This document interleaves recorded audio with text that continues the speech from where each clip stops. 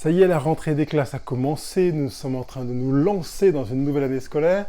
Et je me suis dit que ça pourrait être intéressant de se projeter sur cette année avec des outils positifs, constructifs, aidants, qui permettent de marquer des points quelque part. C'est pour ça que j'ai intitulé ce podcast 10 moyens d'être un super partenaire. D'ailleurs, si vous avez des enfants, vous espérez que votre enfant soit dans cette année scolaire un super élève, qu'il progresse, même s'il n'arrive pas au CP, que ça fait déjà quelques années qu'il est déjà dans un milieu scolaire, mais il y a quand même dans l'aspiration parentale l'envie que l'enfant soit au-dessus de ce qu'il était l'année précédente. Et je trouve intéressant d'encourager un enfant à être au-dessus de ce qu'il était l'année précédente, plutôt que de le comparer à ses pairs, P-A-I-R-E-S, à ses collègues, camarades de classe, parce qu'en fait, on n'en a rien à faire qu'il soit meilleur que l'un, qu'un tel ou qu'une telle. Ce qui compte, c'est qu'il se sente progresser, c'est qu'il se voit progresser, c'est qu'il ait des outils pour voir qu'il fait mieux que précédemment. Et je voudrais être dans cette même dynamique avec nous, avec ces 10 moyens d'être un super partenaire. Donc vous imaginez déjà que si je vous parle d'être un super partenaire, est-ce que je suis d'après vous sur le résultat ou sur l'expérience ? Eh bien en réalité, même si ça peut vous surprendre, je suis à cheval sur les deux. Alors je vais davantage mettre l'accent sur l'expérience parce que c'est ainsi que l'on inscrit le bonheur et que c'est là que le bonheur s'installe. Seulement s'il n'y a pas de résultat, vous n'aurez pas les moyens de savoir si vous êtes un meilleur partenaire. D'où l'intérêt de viser l'expérience, donc vous expérimentez quelque chose, vous vivez des choses autrement que précédemment, avec un autre état d'esprit, avec d'autres manières de penser, et vous escomptez un résultat dans lequel vous vous dites « c'est ce que je veux vivre en termes de résultat ». Donc ça veut dire que vous êtes, en vous appuyant sur ces deux pieds, on va dire, en possibilité de vivre du bonheur sur l'instant, dans l'expérience, et dans le futur, dans le résultat. Mais ce futur peut être plus ou moins proche, il peut être quelques jours, quelques semaines, quelques mois devant vous. On n'est pas seulement en train de regarder le tout début de l'été prochain, mais de voir déjà qu'on a produit des résultats. On peut les constater, ce sont des faits. Donc dans un domaine particulier qui pourrait être par exemple l'aptitude à recevoir son partenaire quand il est découragé, comment faire pour ne pas être découragé moi-même, ou bien comment faire pour l'entendre dans son découragement, ou de le laisser seul parce que je ne sais pas comment gérer ou accueillir son découragement, comment faire pour moi-même ne pas me sentir démuni parce que je n'ai pas les outils pour accompagner mon partenaire découragé. Voilà. Si on prend ces trois aspects-là, on pourrait se dire comment être un super partenaire quand mon partenaire est découragé. Et on pourrait de manière très simple prendre le 10e élément que j'ai mis, et j'y viendrai tout à l'heure, travailler sur l'acceptation que mon partenaire est découragé, travailler sur l'acceptation que je n'ai pas le pouvoir, que je n'ai pas les ressources, etc. Alors vous allez me dire, mais en quoi je peux devenir un super partenaire si j'accepte que je ne sais pas quoi faire ? Patience, nous y venons. Je voudrais insister sur l'importance de mettre l'accent sur l'expérience, le moment présent, ce que je vis, ce que je veux vivre, ce que je projette, et le résultat, ce que je veux constater de mon action. D'accord ? Donc ne focalisez pas que sur l'expérience, ne focalisez pas que sur le résultat, mais travaillons de pair pour installer un état d'esprit de bonheur et entre autres de gratitude, comme j'y viendrai tout à l'heure. Donc pourquoi chercher à être un super partenaire ? Ou plutôt, pour qui chercher à être un super partenaire ? Ah ben oui, vous avez envie de répondre pour le partenaire, oui, mais d'abord, et oui, vous avez automatiquement corrigé, d'abord pour vous. Cherchez à être un super partenaire pour vous. Et par voie de conséquence, votre partenaire va en bénéficier, va en profiter, va apprécier, savourer. Mais c'est vous qui êtes d'abord la cible de votre action. Je veux être un super partenaire pour moi, pour être mieux dans mes baskets, pour générer de la satisfaction, nourrir de la gratitude, me sentir bien dans ma peau, augmenter mon estime de moi, peaufiner mon image de moi, m'équiper, faire de la muscu cérébrale, faire de la muscu émotionnelle, de la muscu mentale, faire de la muscu relationnelle, communicationnelle. C'est pour moi. C'est pour moi. Je voudrais qu'avant que vous commenciez à vous pencher sur ces 10 moyens d'être un super partenaire, que vous disiez « je prends conscience que c'est pour moi ». Merci Pascal de me dire que c'est pour moi. Je veux que vous viviez davantage pour vous et j'y reviendrai dans un moment, sachant que quand vous travaillez à être un super partenaire, vous vous aimez. Et quel plus beau cadeau que d'offrir de l'amour à soi, comme à d'autres bien entendu. Mais on ne peut pas donner à quelqu'un ce que l'on ne possède pas soi-même. Si vous vous aimez vous d'un amour plus sain, vous aurez plus d'aisance pour aimer quelqu'un d'autre d'un amour plus sain. Le premier moyen que je veux aborder pour être un super partenaire, c'est d'être à l'écoute de soi. Et là, maintenant, vous n'êtes pas surpris, vu l'introduction que je viens de vous donner, être à l'écoute de soi, faire des choix en accord avec soi, avec ses propres valeurs. Finalement, on va travailler en se tournant vers soi, en se centrant sur soi et en partant de soi pour faire ses choix. Je ne vais pas faire un choix parce que mon partenaire m'a demandé de faire ça. Je ne vais pas faire quelque chose que mon enfant m'a demandé parce qu'il m'a demandé de le faire. Je vais faire ce que mon enfant m'a demandé parce que ça correspond à ce que je veux moi. Ça correspond à mes valeurs à moi. Et même si je ne le veux pas parce que je me dis que ce serait peut-être mieux qu'il fasse autre chose, si ce n'est pas en opposition avec mes valeurs, je vais me préparer à aller dans cette direction. Et c'est pareil pour mon partenaire. C'est un des principes de la vie conjugale que je mets en avant, qui est que il n'y a aucune raison à ne pas faire ce que mon partenaire me demande de faire, pour autant ça ne s'oppose pas à mes valeurs. Ça veut dire que par voie de conséquence, il y a toutes les raisons de ne pas faire ce que mon partenaire me demande de faire, si un poil de ce qu'il me demande de faire s'oppose à mes valeurs.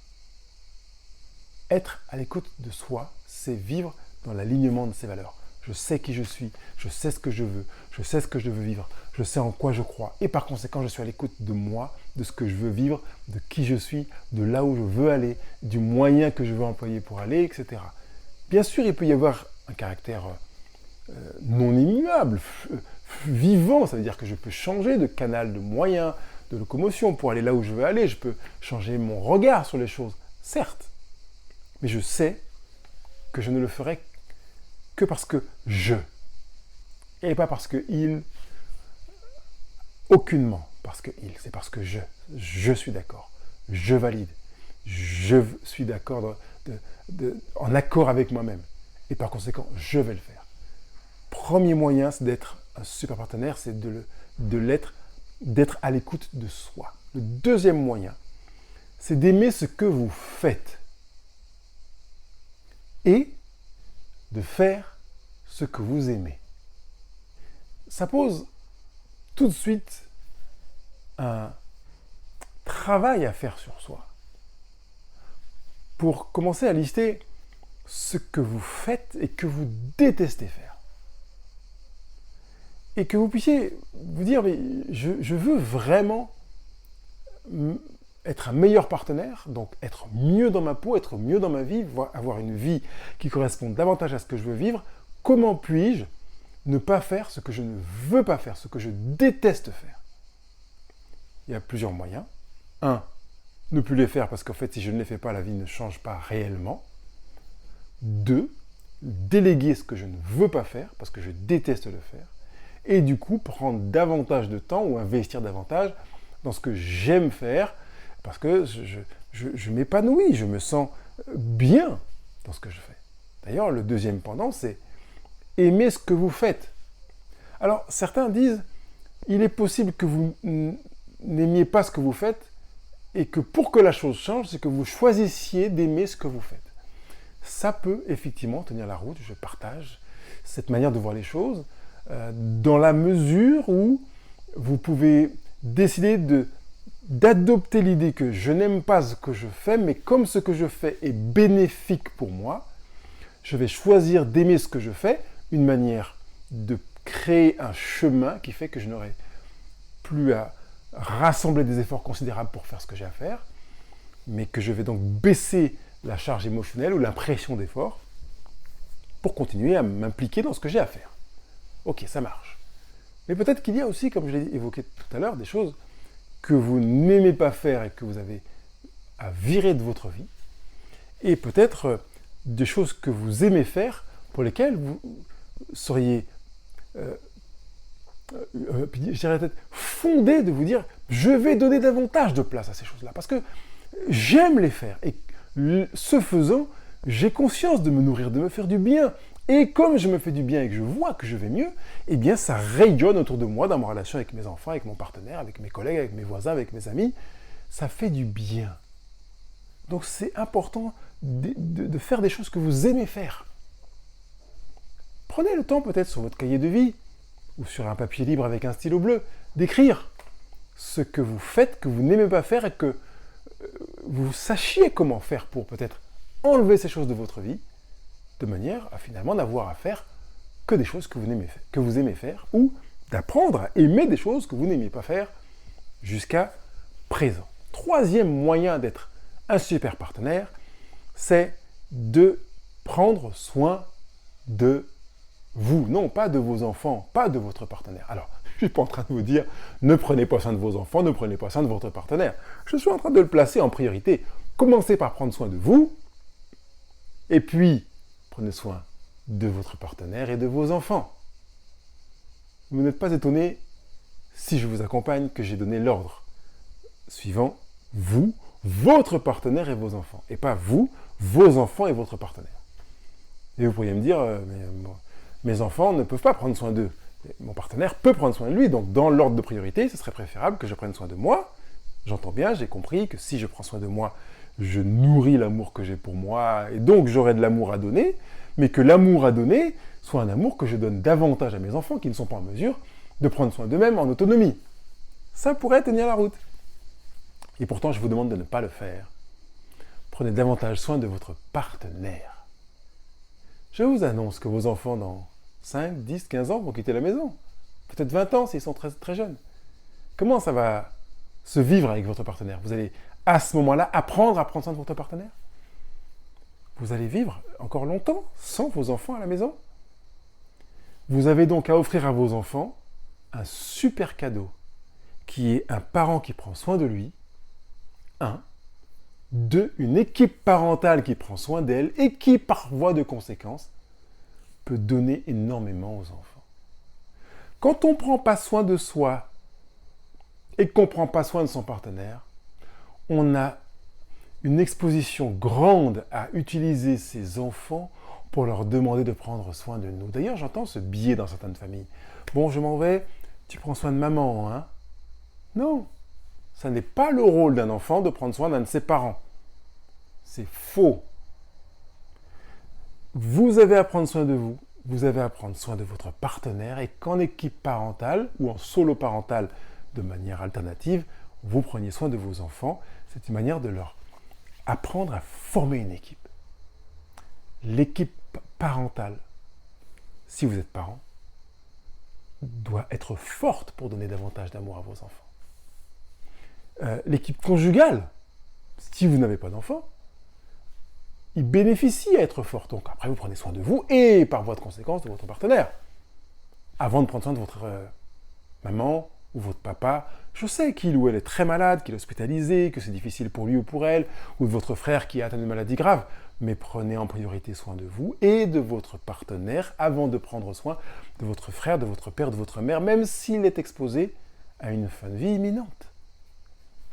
Prenez soin dans l'ordre de vous, de votre partenaire, puis de toute personne qui a besoin de prendre bénéfice du soin que vous lui apporterez.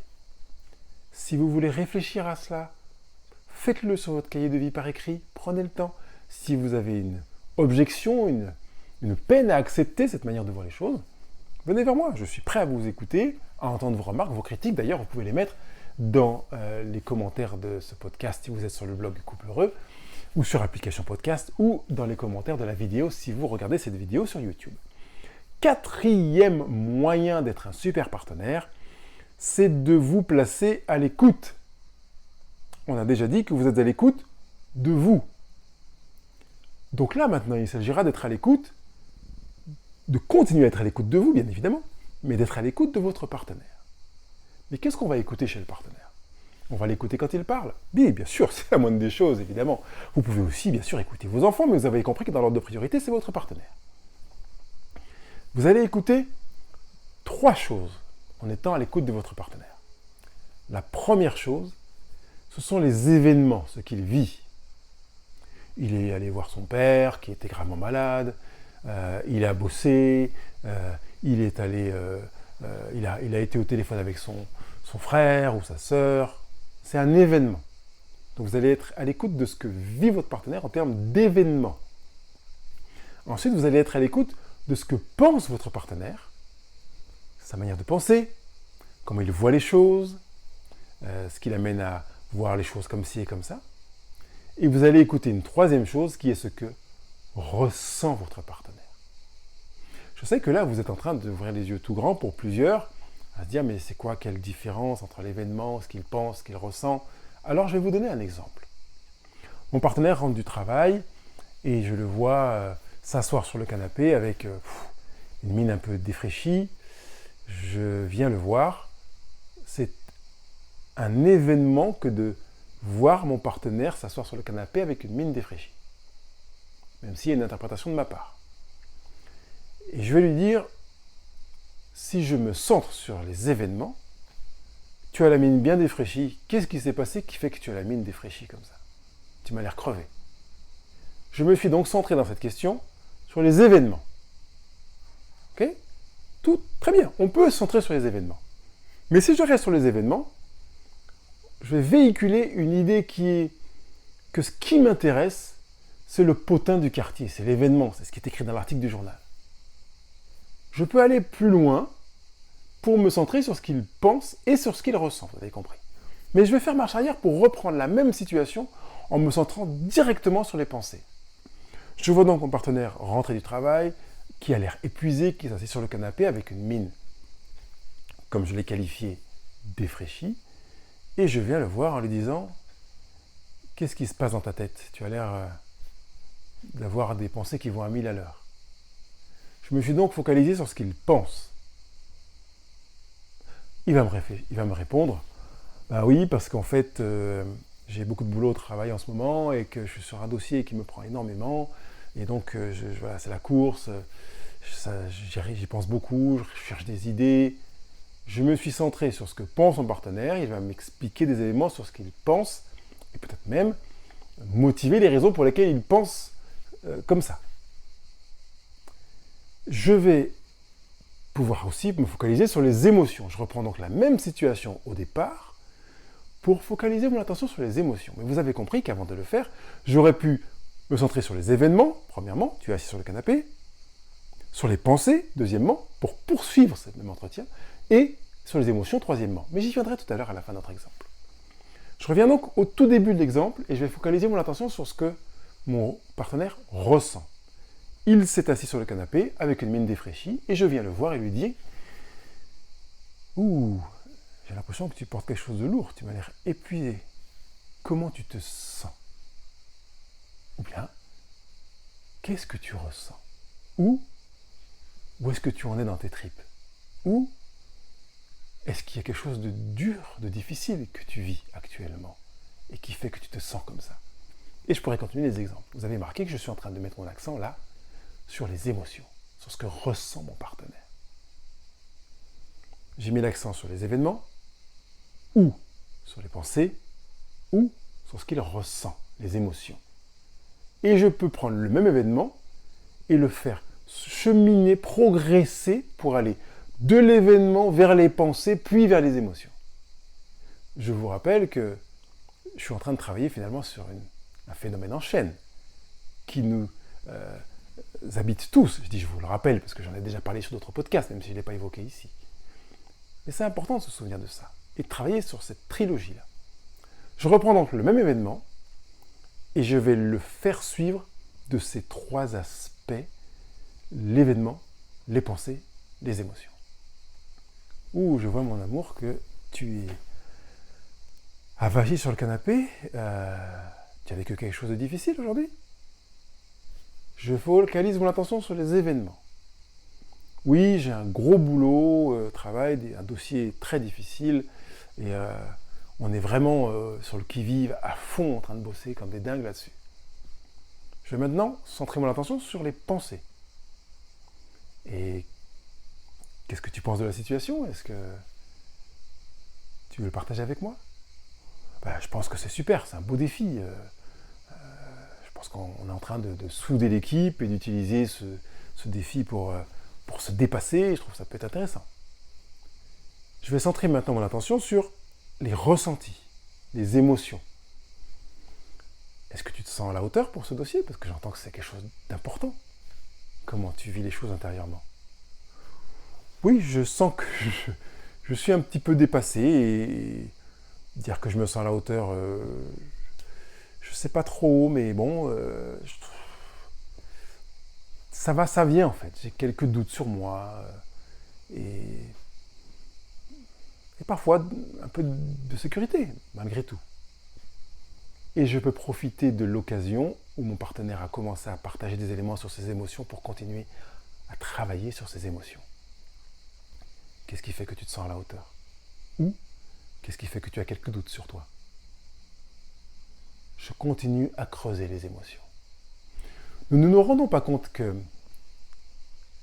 nous avons tendance à minimiser l'importance des émotions, du ressenti de la personne, ce qu'elle vit, et à maximiser l'événement. Et parfois, de squeezer la discussion. Mon partenaire rentre du travail, il s'assied avachi sur le canapé avec une mine défraîchie et je lui dis « Mais non, qu'est-ce qui se passe? Tu m'as l'air crevé. » « Ouais, j'ai un gros dossier au boulot en ce moment, c'est énorme. Bon allez, courage, tu vas y arriver. » Dommage, parce qu'on a pris, je dirais, un tiers de l'enrichissement possible de l'expérience du partenaire, en ne focalisant pas sur les pensées et sur les émotions. Et quand je dis un tiers, c'est faux. Parce qu'il est même peut-être plus juste de dire qu'on a pris 1%, 2%. Parce que les événements sont passés, alors que les pensées sont présentes comme les émotions. Donc mieux vaut mettre l'accent sur ce que l'autre pense et ce qu'il ressent, parce que c'est ce qu'il trimballe quand il rentre dans la maison. Le boulot, le bureau est derrière lui. L'événement est terminé. Par contre, ce qu'il pense et ressent, c'est là, en lui. Il l'a trimballé jusqu'à la maison. Il va peut-être le promener pendant des heures. Il va plonger une tête dans la piscine. Il y pense encore. Il va jouer avec les enfants. Il ressent encore les mêmes émotions. Il les monte en neige. Il va prendre sa douche après le dîner. Il y pense encore et il ressent les mêmes émotions. Alors que je rappelle que l'événement est encore au boulot derrière lui.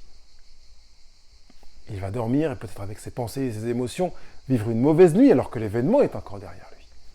Vous voulez être un super partenaire? Mettez l'accent sur ce que ressent et pense votre partenaire davantage que sur ce qu'il vit. Vous avez vraiment de très nombreuses occasions de faire ça. Il est même possible que sur le même événement, même si votre partenaire le vit très bien, vous puissiez revenir sur ce qu'il ressent ou pense au bout de quelques jours, quelques semaines, quelques heures, quelques mois, quelques années, alors que l'événement reste toujours derrière. Tu te souviens l'année dernière, tu disais que tu avais un gros dossier, c'était dur, je me souviens que tu es rentré là un soir avec vraiment la prise de tête énorme, c'était dur, tu portais ça avec difficulté, tu avais des doutes sur toi, tu avais le sentiment d'être à la hauteur, mais tu n'étais pas vraiment certain. Là, avec le recul, 6 mois ou 1 an après, comment tu vois les choses? Comment tu les vis, toi? Vraiment, je le sens. C'est vrai, je me souviens que je ne me sentais pas à la hauteur, mais je me dis, mais c'est dépassé, parce qu'en fait, j'ai beaucoup appris de ça. Et maintenant, j'ai une assurance qui fait que je me sens mieux dans ma peau, dans ma place, au travail, etc., etc. Vous pouvez même revenir a posteriori, en décalé énorme, sur un ressenti ou sur une pensée qui était forcément rattachée à un événement. 4e moyen d'être un super partenaire, c'était de vous placer à l'écoute. Vous avez remarqué que je suis en train de reprendre le même, donc vous avez été attentif. Génial. Je continue donc sur le 5e. C'est de parler ces langages de l'amour. Je ne m'étalerai pas sur ce sujet parce que je veux que vous ayez lu le livre de Gary Chapman, Les langages de l'amour.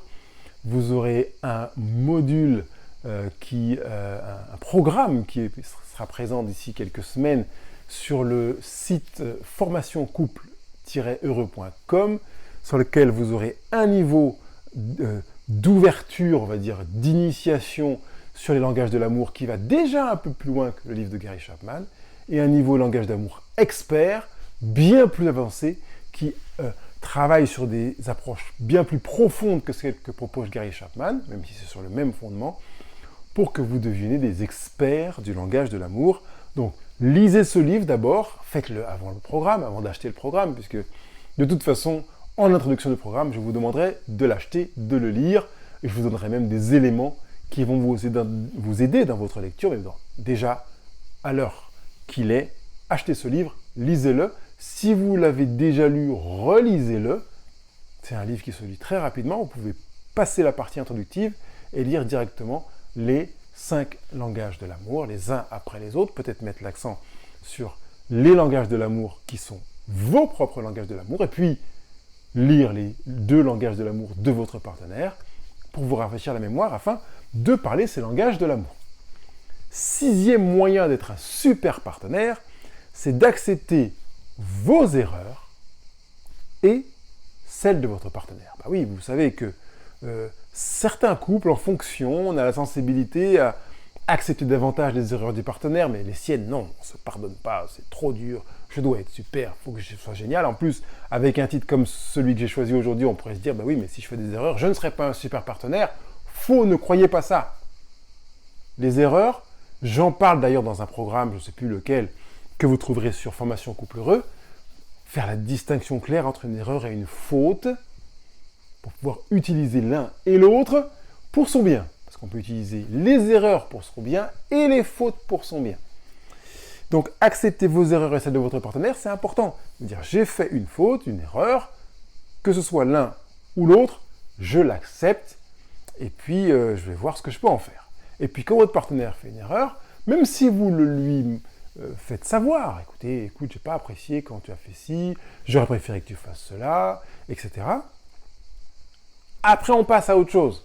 On accepte. On peut même donner des pistes en disant précisément ce qu'on souhaite. Parce que un des éléments que l'on peut tirer d'une erreur ou d'une faute, c'est de se dire, je prends conscience à partir de cette erreur ou de cette faute de ce que je n'aime pas, et donc, je découvre ce que j'aime et ce que je veux.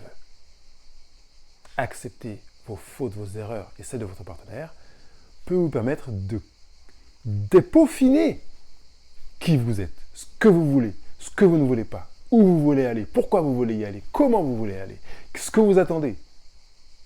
Apprenez à vous connaître avec tout cela et vous pouvez le faire si vous acceptez bien sûr vos erreurs, vos fautes et bien évidemment celles de votre partenaire. 7e moyen d'être un super partenaire, c'est d'investir encore et encore avec détermination et sans faille dans ce qui compte pour vous. Si votre couple compte pour vous, vous investissez. D'ailleurs, si vous regardez ce podcast, c'est parce que vous investissez. Bravo, bingo. Et je voudrais même inverser en disant, je prends conscience de ce qui compte pour moi parce que j'investis.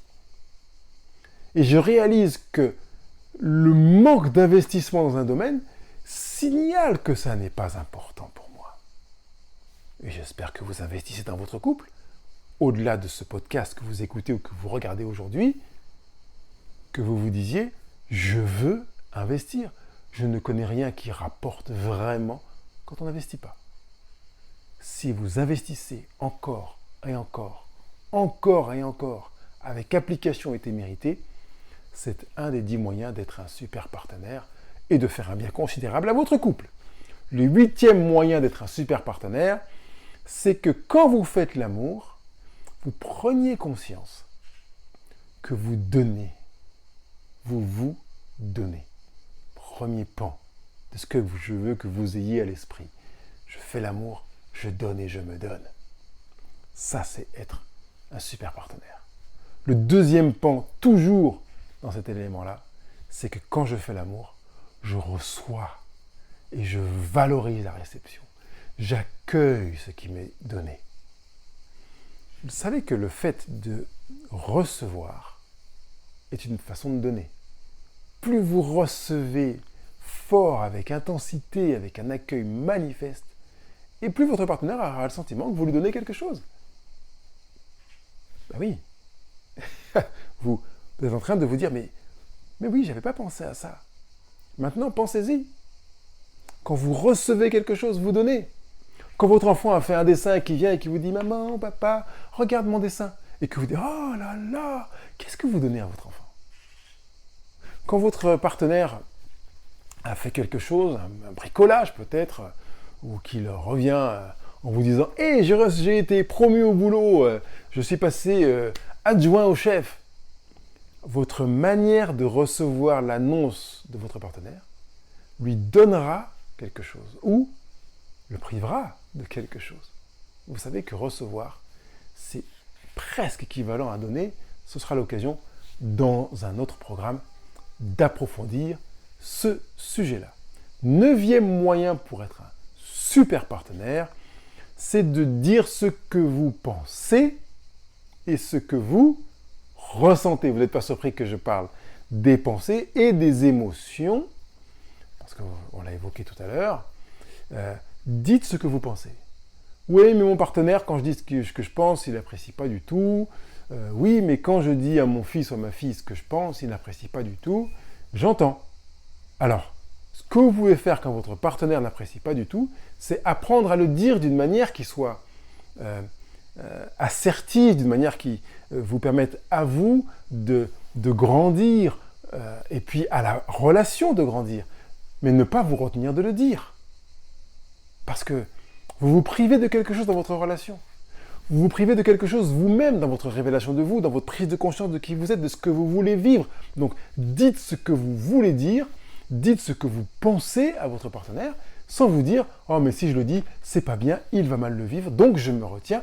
Dites ce que vous ressentez à votre partenaire, sans vous dire « Si je dis ce que je ressens, il va encore trouver que je suis pleureuse, ou bien il va encore trouver que je suis hypersensible. » Si vous êtes hypersensible, soyez vous. Soyez à l'écoute de vous et manifestez votre hypersensibilité puisque c'est vous. Donc, s'il vous plaît, premier moyen, c'était quoi? Être à l'écoute d'eux. Soit vous avez une hypersensibilité, soyez à l'écoute de vous et manifestez votre hypersensibilité en apprenant à en tirer des avantages, des bénéfices, parce que ça existe. Oui, vous pouvez tirer des avantages à l'hypersensibilité, comme je le fais moi-même, qui suis aussi touché par cette hypersensibilité et hypervigilance. 10e moyen d'être un super partenaire, c'est de vous installer dans la gratitude. Ceux qui se disaient « Tiens, Pascal n'en a pas parlé », peuvent se réjouir maintenant. Oui, j'en ai parlé. Un super partenaire est un partenaire qui s'installe dans la gratitude par rapport à ce qu'il vit lui et dans ce que vit son partenaire.